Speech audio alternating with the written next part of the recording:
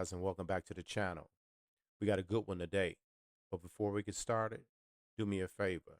Hit the like, hit the subscribe button, share the video so I can get you some good content out just like this. It's crazy. I'm like in shock. I'm totally in shock. This is Stephanie Lazarus, an LAPD detective, 25 years on the job. Right now, she's being questioned about a case from over 20 years ago, where her ex-boyfriend's wife was killed. She's the one who killed her. She just doesn't know that investigators already know it too. Because I know how this stuff works, okay? Don't get me wrong. You're right. I have been doing this a long time. And now it almost sounds like you're trying to pin something on me. No, now I got that sense. A homicide detective, sitting in the same kind of room she's put dozens of suspects in herself, hearing her own rights read back to her. Listen, you got to be a special type of person to work in homicide. Probably not the whole 25 years, but for a significant amount of years, you worked in homicide, solving murders, knowing that you committed one. You got to be a special kind of person to do that. You're about to watch is how two detectives got a fellow detective to walk herself into that moment using nothing but a conversation. I mean, we had a fight, so I went and killed her. I mean, come on. February 24th, 1996, Van Nuys, California. John Ruetten leaves for work around 7:20 that morning. His wife of 3 months, Sherry Rasmussen, 29, a hospital nursing director, is still deciding whether she feels well enough to go in. By midday, a neighbor notices her garage door standing open with no car inside.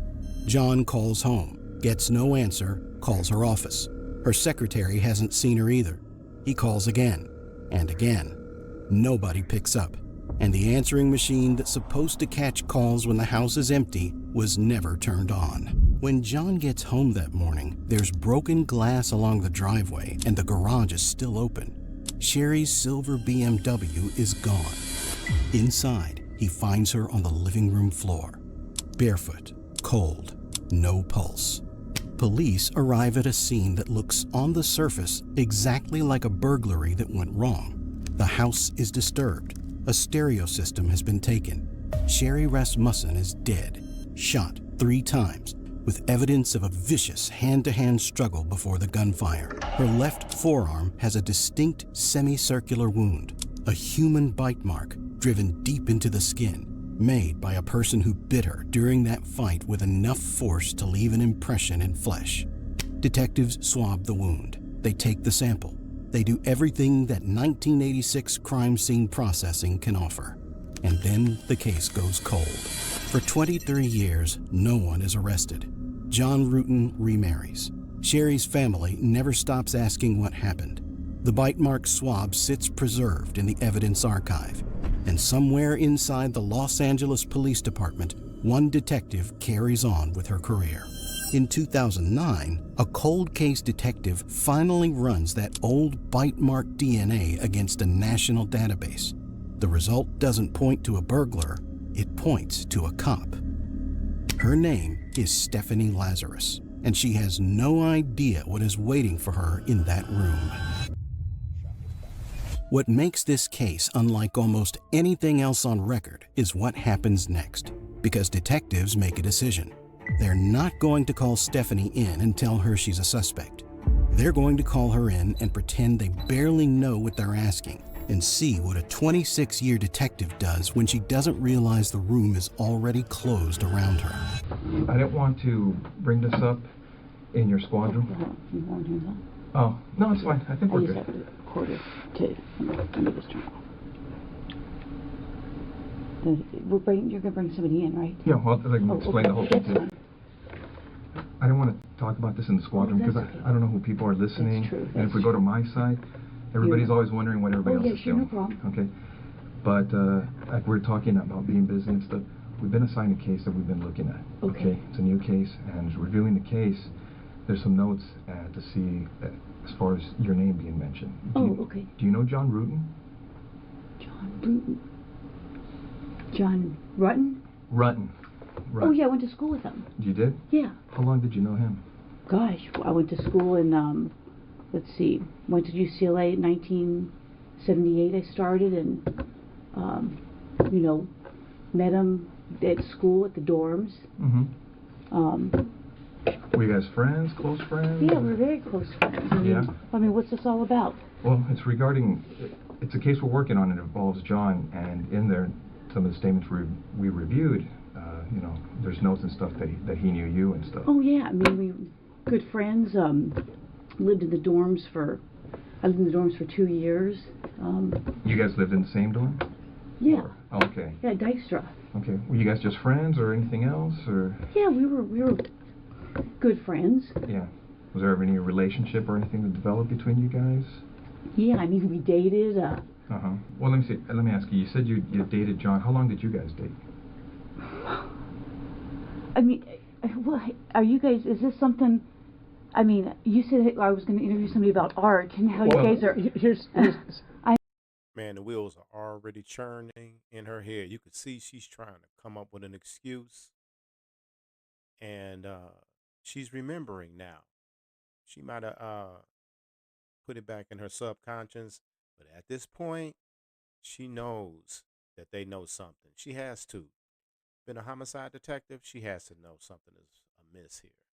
I mean, Stephanie, here's the situation. Is basically we knew that this, when we saw this in this chrono, that maybe, there was some relationship there. That's what the chrono seemed to indicate, and we didn't want to come up to you at your desk and ask those kinds of questions or do anything. You know how up there people can see what's going on if you go into an interview room or people are in there getting supplies. Okay. So we wanted to afford you some privacy, some confidentiality to talk about this, because we thought it might be, something, you're married to someone else, obviously, and so forth, and that you may not want to, talk about these things in that setting where someone, we don't want the rumor mill or gossip or any of that kind of stuff I mean, to start. that's fine. I mean, So we did this just as a means to try and speak to you in just a confidential place where where your business isn't out there for other people in your division to know about. God, that's been a million years ago. I mean, what year is it now? 2009? I mean, I graduated in 82. 82, yeah. We dated. I dated other guys. I'm sure he dated other girls. Well, let me ask you, roughly how long would you say you guys dated? Oh, jeez. I couldn't even say. I mean, I started school there in 78. I started UCLA in 1978. I graduated in 82. I don't even remember what year he graduated, if it was a year or two before me. Okay. I think he was a little bit older than I was. I mean, I can't remember if he was born, let's say I'm born in 1960. I don't know if he was born in 58 or 59. I mean, I knew his parents, I knew his sister. His brother went to Northridge. His sister had spent the night at my house before. Obviously, I spent the night at his house before. He probably spent the night at my house before. I don't.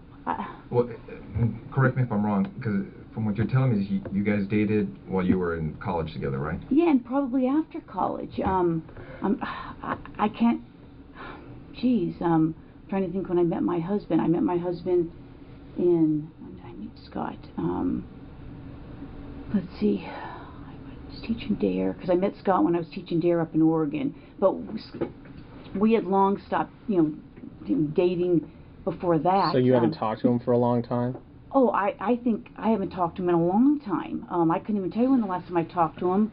I met Scott, I'm thinking in 92 maybe, April of 92.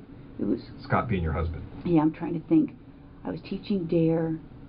Let's see, what year is this? We'll be married. I got married in 1996. I think I met Scott in 92. Prior to that, I couldn't tell you how long I had talked to John prior to that. But since you met your husband, Scott, you hadn't talked to him? I mean, he may have called me once or twice before we got married. Right. Geez, I moved to Simi in 1994 because I lost my house in the earthquake. Oh, really? Quite honestly, I probably keep in contact with a few people from the dorms. We all lived on the 10th floor, Stephanie and John had a long, tangled history going back to the UCLA. on and off for years. Casual enough that neither one called the other a partner. Serious enough that it didn't fully end when John met Sherry. In the summer of 1985, months before Sherry is killed, Stephanie is working alongside another LAPD officer, Anita. Stephanie tells her about a boyfriend, a real relationship, she says. Ortega has no reason to doubt it. Stephanie shared with me that she met her boyfriend, John, at UCLA. Said he was a great guy.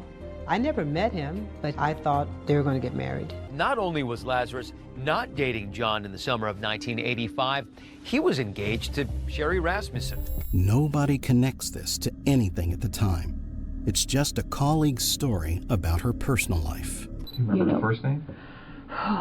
Shelley, Sherry, I don't know, something maybe, like I said, it's been so many years, and From all the years, as far as you can remember, do you remember ever talking to her? Well, I said earlier, I mean, I may have, I may have talked to her. You mentioned a hospital, maybe. You may have talked to her at a hospital. Yeah, I may have, I'm thinking back now. You guys are bringing up all these whole memories. No, it kind of dusts off the cuff. I mean, geez. I'm thinking that because, I mean, we would date, he would date other people, I would date other people. Mm-hmm. And I think, at one point, I mean, he may have been dating her, or I don't know, maybe he was married, I don't even remember. And I'm like, why are you calling me if you're either dating her or living with her or married to her? Because I honestly don't remember the time frame. Mm-hmm. And I'm like, come on, knock it off. And now I'm thinking I may have gone to her and say, hey, you know what? Is he dating you? He's bothering me. And so I'm thinking that we had a conversation about that. One or two, maybe. It could have been three. I don't want to say I had three conversations with her. Like at her work or at their house or. No, I'm thinking that he obviously must have told me where she worked. I'm thinking it was a hospital somewhere in LA, and I could have been. Again, what year was that? Where was I working? I'm trying to think of where. When did you say they got married? I don't know. I think it was like in 85 or 86 or something like that. Where was I working? We just kind of picked this up. We don't know a lot about it. I mean, I could have been working in Hollywood, it sounds like, if that's where I was working. So I could have said, okay, well, and I went and talked to her. And just said, hey, you know what? If he's dating you, he's keeps calling me. Why don't you tell him to knock it off or whatever? And because I probably would have told him to knock it off. You would have told John. Oh yeah. Uh-huh. I mean, I would have said, hey, and again. But you wanted to tell her too. You wanted them both to know. Yeah, I mean, if you're getting her called, and I'm faintly remembering when Scott moved in with me in 1993. Sometime in 93, because I met Scott in April of 92. I was teaching DARE up in Oregon. Mm-hmm.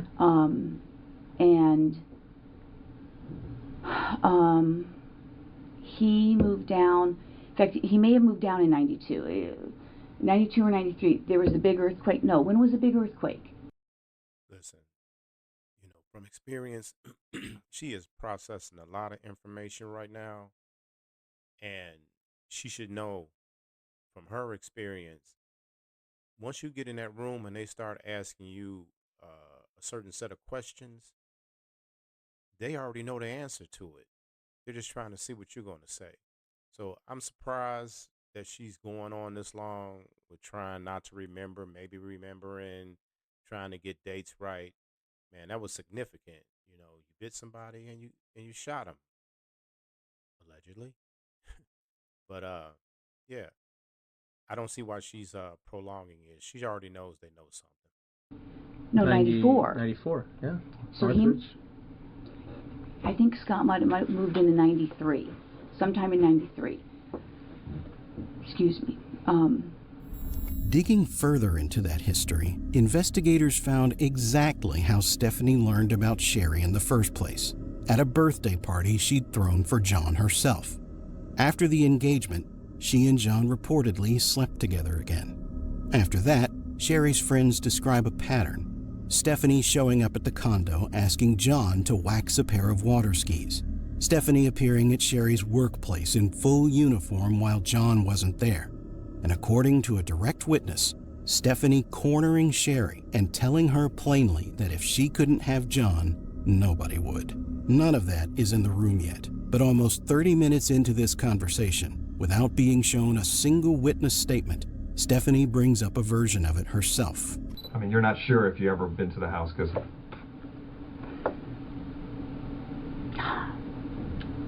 But it's safe to say that would have been the only time, like for something social. Yeah, if I went there for something social, yeah. Okay. I mean... Because I know you went to talk to her at the hospital regarding this issue with John. To, you know, kind of like, hey, you know, what's going to happen here with this thing? But would this ever have followed up to her house when you went to talk to her to say, hey, you know what? I don't even know that I knew where they lived. You know, that's what I'm saying. I don't... If I knew where they lived and I'd been there, if it was for something social, I would, and I can't see how many times I saw her face to face. You know, he lived on Roscoe. Did I ever see her there? I don't know. I mean, I may have seen her at his apartment on Roscoe. Mm-hmm. I may have met her there. You know, I mean... But you didn't have any issues with her, right? No, I mean, you know, obviously, if he was dating me and dating her, I probably said, hey, pick or something, you know, Fair. you know, back That's then. fair.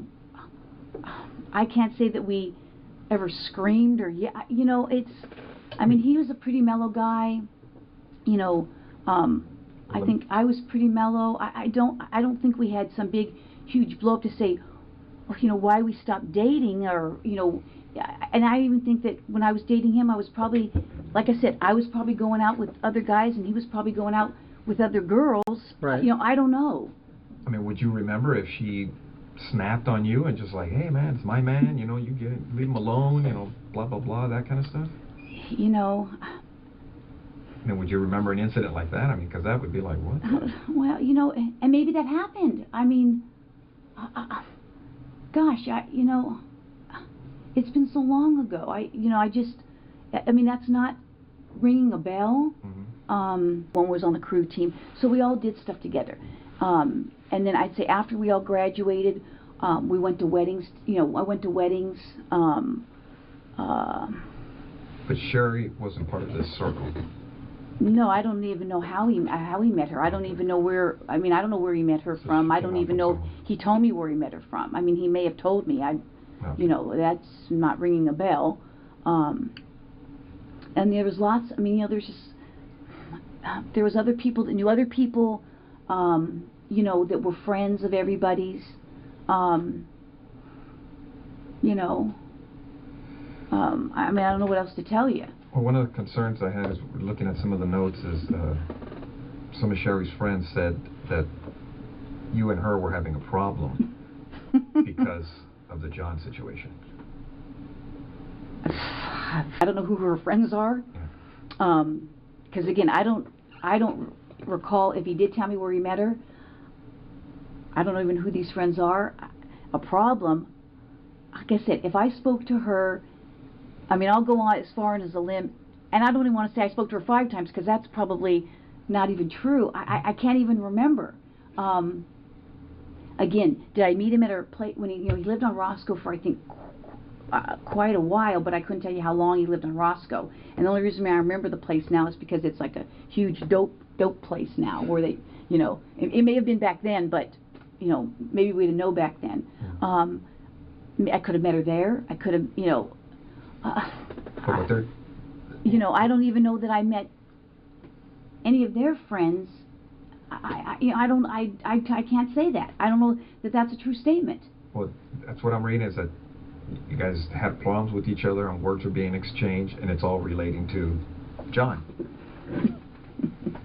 You know what? I can't say. You can't say? No, that doesn't even ring a bell. So I mean, it seemed like, yeah, you would recall something if somebody's going off on you, right? I would think.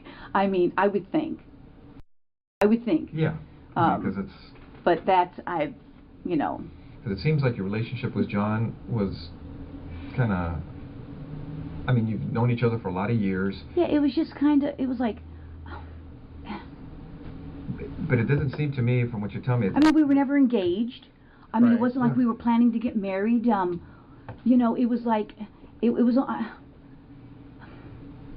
I don't know how to describe it. I mean... Would you say there wasn't a lot of drama in this relationship? Oh, no, I don't think there was drama. Okay. Yeah, So I mean... That's why I'm asking, as far as what the friends are saying in regards to this, you know, the problems that they're saying you were having with Sherry. I mean, it seems like the relationship is just going on an even plane. That just... I don't have a recollection of that at all. No? No. And because from what you're telling me is when you guys met at the hospital. 3 different ways of being asked the same question. 3 versions of the same non-answer. Not, that didn't happen, just, she can't say. Drugs or something.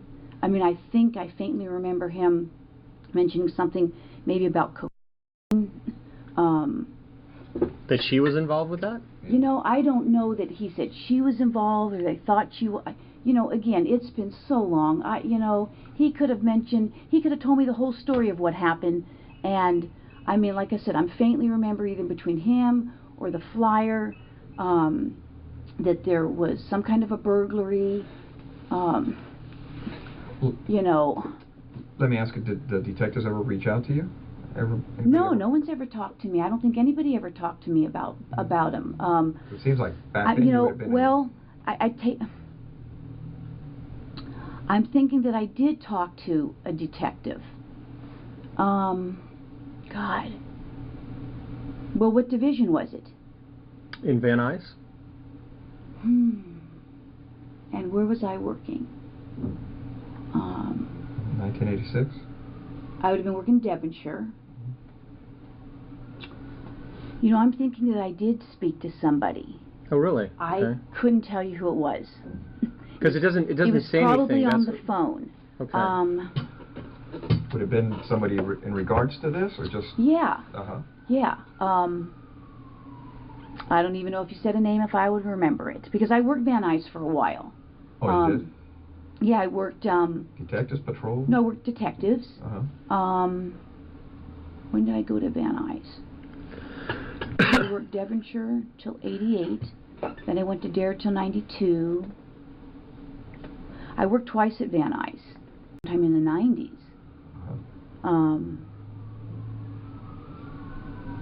Yeah, I know before I busted my leg up, I was there in 98, because that year sticks out because I had a really bad leg injury. And I was there prior to that, but I couldn't tell you what year. It was just a few years. I made detective, I think, in 93. So, I was at Van Nuys, and then I went back, and then I had a leg injury, and then they transferred me to Devonshire because I couldn't drive. Mm-hmm. I couldn't drive very far with my bad leg injury. So, but yeah, I think I talked to somebody.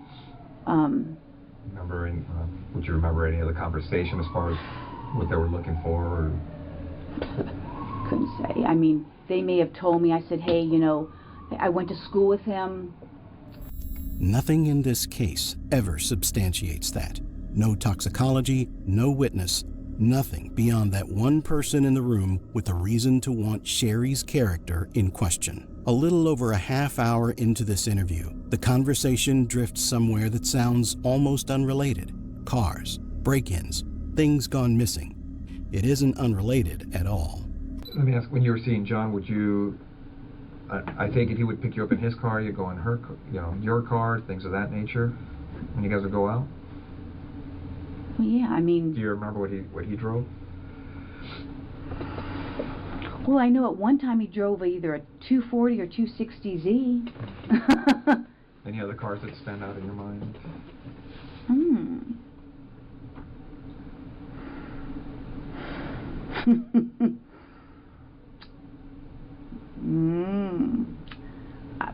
I don't know how long he drove that 240 or 260Z for. And the only reason I say that is because I think I may have a picture of it with him in it. What kind of car did you have back then? let's see, what year? Or are you like one of those young cops that like, oh, I got a paycheck and bought a new car? Oh, no. I've only had like a few cars in my whole life. So what'd you have when you came on the job? Okay, well, my first car was a 68 Chevelle. 68 Chevelle. And then I had a Toyota, some kind of a Toyota.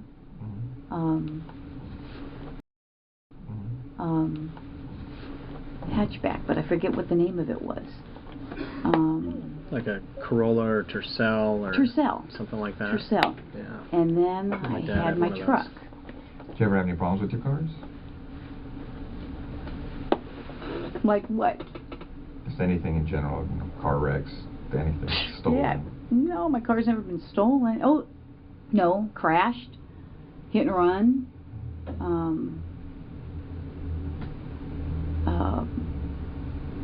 I mean, my Tercel was hit and run. Again, I got pictures of the hit and runs. Yeah, I don't think any of my cars had ever been stolen. No. My cars haven't been stolen. Broken into. None of that, huh? Oh yeah, my cars have been broken into. You know, but no cars have ever been stolen. How long? Well, tell me about this car getting broken into. Well, my car has been broken into several times. Oh, really? Did you ever lose anything, or? Yeah. Now that you mention it, let's see. I had a gun that was stolen. I had other stuff that was stolen.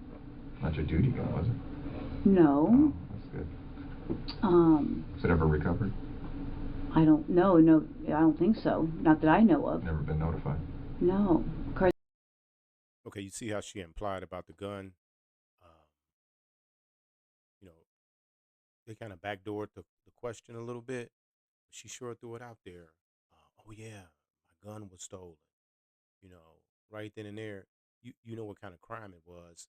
So you figure if you throw my gun is stolen in there, then that kind of throws them off your scent to say, well, maybe somebody who stole her gun did the crime. Tap in and let me know what you think about that in the comments. Has been broken into, yeah, several times. Where did that happen? When your gun was taken?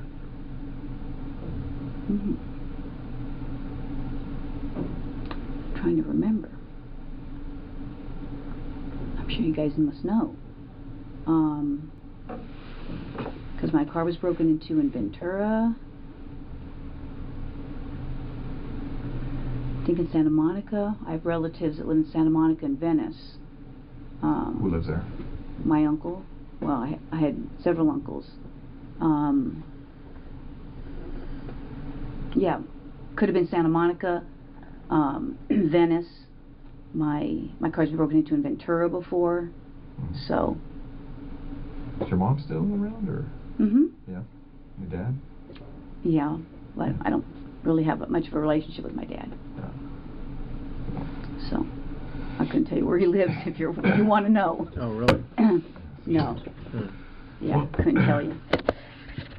Well, like I said, as we were looking at the case, and you know, we had read the notes as far as from Sherry's friend saying you guys had problems or words, and they got heated. You know, and the reason we're asking you is they had mentioned that an incident at her work had occurred, and they've also told us that an incident at her house occurred. You know what? And this is at her house during the period of time that they're married. That's just not sounding familiar at all. I mean, you know what? That's just not sound. Again, if someone says that I was at her house and I had an incident with her, that just doesn't sound. You know, was John there? Did John say this happened? Because, and other people were there. I don't recall. I mean, it just doesn't sound, you know, familiar. And this is an incident where you showed up. You weren't supposed to show up, and things got heated. At his house? Yeah. That just doesn't sound familiar. I mean, Nothing. no. It's not sounding familiar. So Not at all. now you're saying not familiar because it's just something Well- you remember, or Well, it's just you know what? I'd have to say I don't remember, because I don't remember. That doesn't sound familiar. I mean, would you you know- remember something like that in your life? If Well, I would think, some but sort of drama involving, the other woman type of thing? Did you ever fight with her? Long before this conversation ever happened, detectives had already pulled her old property records and found something worth building a whole line of questioning around. The gun she's describing is a Smith & Wesson Model 49, a .38 caliber revolver, the same caliber that killed Sherry Rasmussen. And when investigators checked the date on Stephanie's theft report, it wasn't years before the murder. It wasn't years after. She filed the theft report 13 days after Sherry was killed. Nobody ever connected those two documents until now. Did you ever fight with her? you mean like we fought? Yeah. Did you ever duke it out with her? No, I don't think so. I mean, You'd remember that, right? That would be pretty. yeah, I would think so. I Pretty mean, specific, you know, yeah, like I said, I mean, dramatic. obviously, it just doesn't sound familiar. I mean, what are they saying? So I fought with her. So now I'm getting the jump, the leap. Excuse me, I haven't eaten. They're saying, okay, I fought with her, so I must have killed her. I mean, come on. I mean, that's, I don't even know who these people are. Man, the stuttering and the loss for words is just phenomenal. She's not being honest. So she can't find the words to articulate herself and answering the questions that they're asking correctly. So she's kind of just searching for words. I can't even say I met any of these people. I mean, it's insane. If it happened, I honestly don't remember it. That's all I can tell you. But I don't know. Would it be something you would remember? Because I don't know if any other intense incidents in your life that have occurred, you'd recall those, right? Well, like a use of force at work or a car crash, something you're involved in, you'd be like, yeah, I remember. you would think I would remember. I would think if it was something that crazy. I can't say. You say, how many fights have you gotten into, in your life? A few at work. Well, fights at work are kind of different because we've all had uses of force or whatever. But I haven't even had a lot of those. Right, but if you're actually, I played. Like if Dan and I got mad at each other and we threw blows in the squad room, 20 years later, I would remember it. I would think I would remember it, but unique. that's what I'm saying. That's not sounding familiar to me at all. Let me ask you. Throughout your life, would you remember the number of fights you've been involved in? And I don't mean kind of like a bump or something, just a physical fight where everybody's hitting each other, scratching, pulling, whatever. Maybe. I can't say I've been in a lot. I played sports. Yeah. You get into scuffles there, and and you recall some of those, right? yeah, I can recall some of them. Games get intense. But like I said, you saying this is just not ringing a bell. If you're doing this as an interrogation, you're saying, hey, I'm a suspect. Well, now I got a problem with, now you're accusing me of this. Is that what you're saying? We're trying to figure out what happened, Stephanie. Well, I'm just saying. Do I need to get a lawyer if you're accusing me of this? You don't have to. You're here of your own free will. No, I know, but you're not under arrest. You can walk out. You can leave whenever you like. Well, but I'm trying to give you some background of how I knew him, and now you're telling me that somebody's saying that we had this big old fight, and I don't even know what you're talking about. And I don't want to get in trouble for something that I didn't even do, or you're saying I did something. Okay. Yeah, we understand. How would you guys like it if the tables were turned on you? I understand. No. No, that's what we're telling you. You're free to go whenever you want. If this makes you uncomfortable and you want to, now you're starting to make me uncomfortable. She's spent 25 years on the other side of rooms exactly like this one. What she doesn't know is how close this case had already come to her once before. In 2005, A cold case analyst named Jennifer Francis went looking for that old bite mark swab and found it missing. She eventually tracked it to a coroner's freezer, still usable after nearly 20 years. Even then, colleagues didn't think it was reason enough to reopen the file. It took 4 more years before a different set of detectives refused to accept that same answer. This is the reframe that keeps her in the chair, and it's worth naming as a technique because it's doing exactly what it's designed to do. And the burglary thing you're talking about, that is an angle that they looked at. I go, but now we're looking at everything else on the case. Because nobody was ever arrested on the case. I don't know that or not. Okay. Now, what we'd like to do is, obviously you know about all the DNA stuff and things of the nature that, gets done on cases nowadays. If we asked you for a DNA swab, would you be willing to give us one? Maybe. Because now because now I'm thinking I probably need to talk to a lawyer. Okay. I mean, well, because I know how this stuff works, okay? Don't get me wrong, you're right, I have been doing this a long time. Yeah. And I wish I had been recording this because now it sounds like, there's, you're selling these people say I'm fighting with her, and now it sounds like you're trying to, I've been doing this a long time. Yeah. We know. Okay? And now it almost sounds like you're trying to pin something on me. No, now but I got that sense. well, what it gets to on these cases, and you know it as well as I do, our job is to identify and eliminate suspects. I can't believe this. So if we ask you to the point to give us a DNA sample, a buccal swab, so we can identify or eliminate you, would you be willing to do that? Maybe.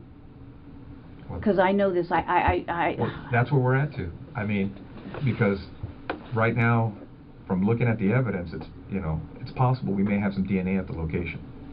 That's great. And we're going to do what we can to try to put this thing together.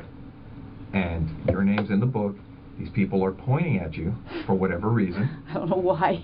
That's just crazy. I mean, that's absolutely crazy. The detectives have already done the thing they're pretending to ask permission for.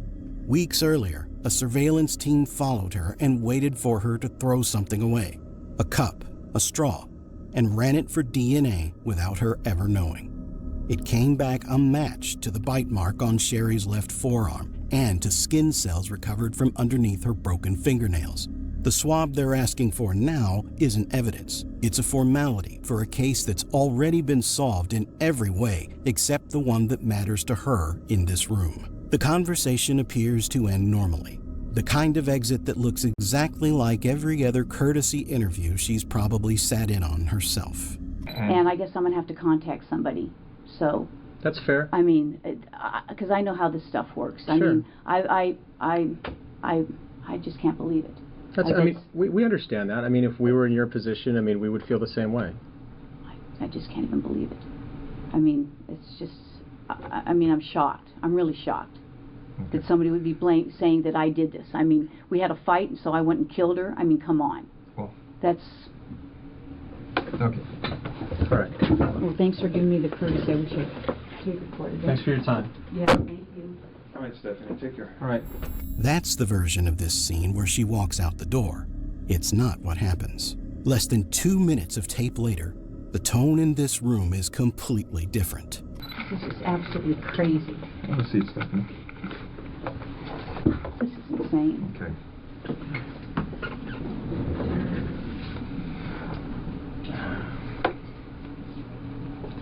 Give me 1 second.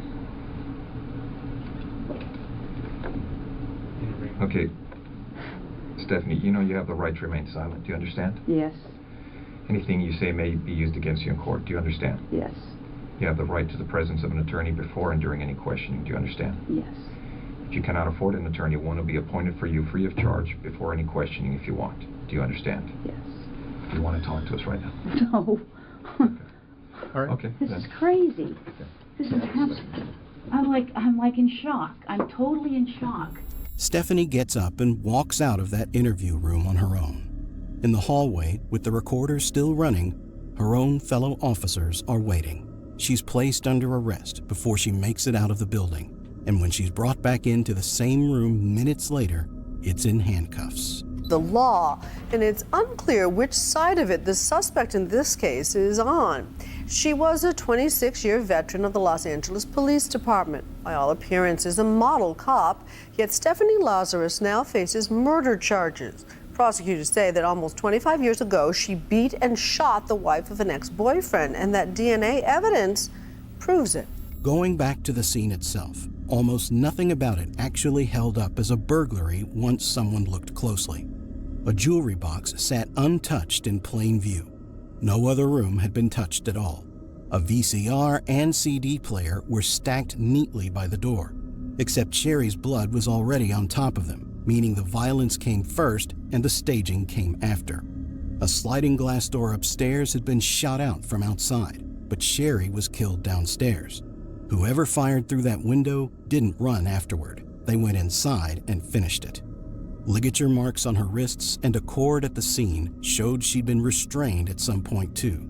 A former FBI profiler who testified at trial put it simply, this wasn't a robbery, it was an attempt to build one. This case never went to trial cleanly. Stephanie's defense spent 5 weeks trying to cast doubt on the DNA analysis itself, arguing the sample was too old, too degraded, too easily contaminated after 2 decades in storage to be trusted. It's also worth knowing what happened 3 years after the murder, long before any of this. John and Stephanie briefly got back together on a trip to Hawaii, and before he went, John actually called Detective Mayo to ask if there was anything tying her to his wife's death. Mayo told him there wasn't. A search of Stephanie's home turned up a journal describing how despondent she'd been over losing John. In Lazarus's journal, she wrote things such as, I saw John Rutten's car. I put a note on it and watched the car for half an hour. I did visit John Rutten, but his girlfriend was over. I really didn't feel like working. Too stressed out about John. I have a real hard time concentrating these days. 23 years between that obsession and the night it caught up with Sherry, and the FBI profiler's read on it lines up exactly with what prosecutors argued at trial. She let herself in, struck Sherry with a ceramic vase, fired 1 shot, then used a thick piece of fabric to muffle the 2 that followed, recovered later with a burn hole and gunshot residue still on it. Trace evidence from Sherry's body went missing from police files over the years. So did the original interviews with John and Sherry's father. Nobody's ever fully explained why. The county's own DNA put it plainly afterward. Without the DNA, this case likely never gets solved. We, the jury, in the above entitled action, find the defendant, Stephanie Eileen Lazarus, guilty of the crime of murder of Sherry Rasmussen in violation of Penal Code Section 187A, a felony. In March 2012, that jury needed less than a day to convict Stephanie Lazarus of first-degree murder. She was 52. She was sentenced to 27 years to life, eligible for parole in 2034, the year she turned 74. In November 2023, at the parole hearing, she finally admitted to killing Sherry Rasmussen, while telling the board she hadn't gone to that condo planning to do it. Even then, by her own account, what weighed on her wasn't really about Sherry. It was that Sherry's death happened because Sherry had met and married John. Parole decisions on her case have gone back and forth since, and as of the most recent public reporting, she remains in custody at the California Institution for Women in Corona. The gun was never recovered, and the DNA that finally caught her had been sitting in an evidence file the entire time she worked 2 floors above the people who would eventually find it. So what stands out? All right, guys, let me know what you think about that. Tap in the comments. Let me know what you think about that. 25 years on the force, and it catches up with you. Karma sometimes catches up with you when you least expect it. But as soon as she went in that interview room, she should have known that something was wrong. And as soon as they started talking about the victim, you could see her facial expression change, the stuttering, just a line of things that kind of said, yeah, you're guilty. Even if they didn't have the DNA evidence, she was suspect at most. So let me know what you think about that in the comments. So that's all we got for today. Until next time, stay safe, stay healthy, and I'll catch you on the next one.